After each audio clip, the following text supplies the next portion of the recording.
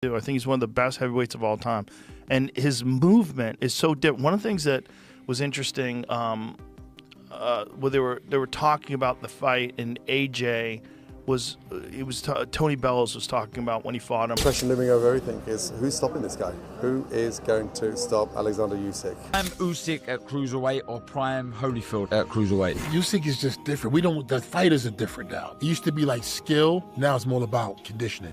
You think so? Yeah. Joe Rogan calls Oleksandr Usyk the greatest heavyweight of all time. He praises Usyk's incredible footwork and unmatched technique, pointing out how he constantly frustrates and exhausts his opponents in the ring. Rogan emphasizes that Usyk doesn't just beat average fighters.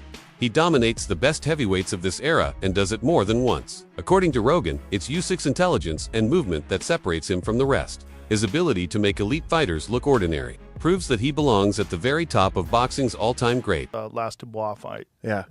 Was it crazy? I saw something the other day. It was like Usyk swimming 5 hours. I was like, oh my God. He's an animal, man. Yeah. I mean, he's so fucking good. He's so good. I mean, you think about what that guy has done. He beat AJ twice. He beat Tyson Fury twice. And now he beat Dubois twice. Mm-hmm. That's crazy. No, it's incredible. Those are two of the best, of this era. I think he's one of the best of all time. I really do. I think he's one of the best heavyweights of all time.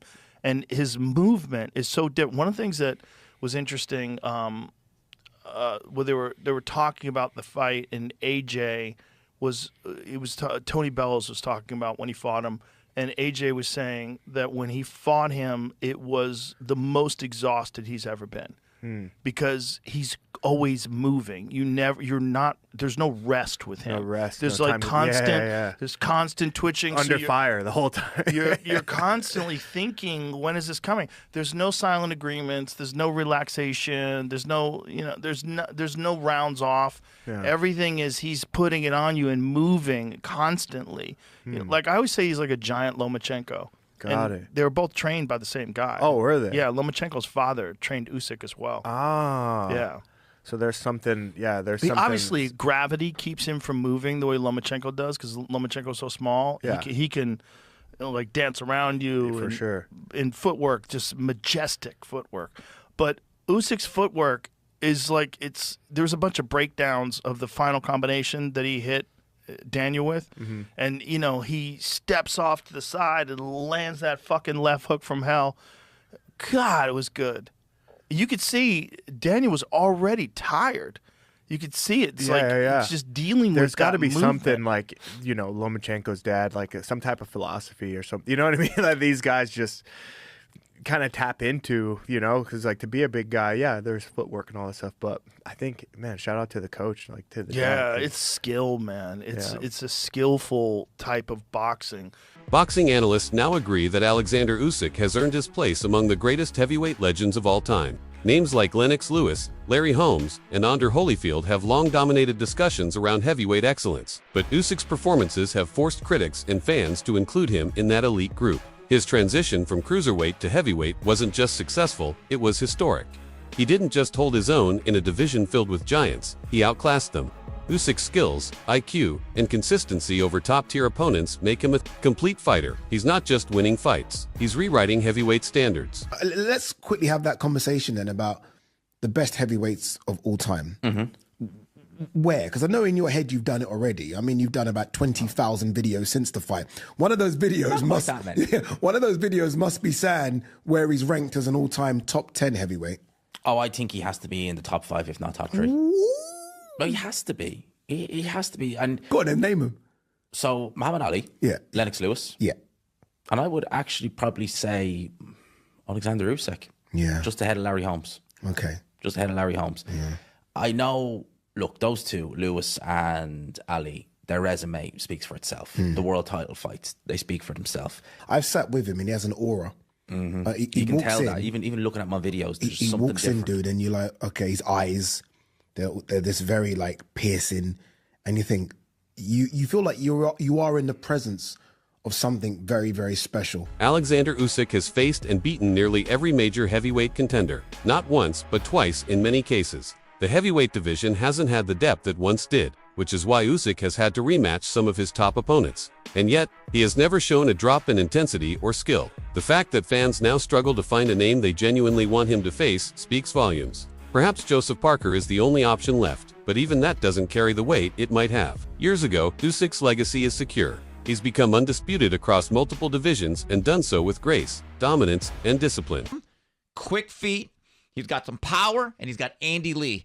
Those things make that fight pretty intriguing. I agree, and if he faces him, I think he again will be the heavy favorite. And let's assume he beats him. Do you retire? Do you take another lap around the same block?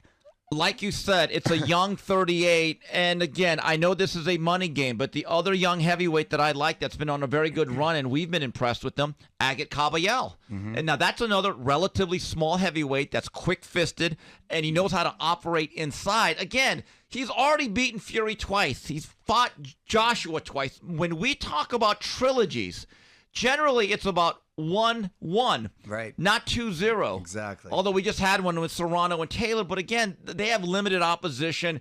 But there you have it. Oleksandr Usyk once again becomes undisputed heavyweight champion of the world. And rounding out Boxing Palooza 2025 from the MGM Grand in Las Vegas.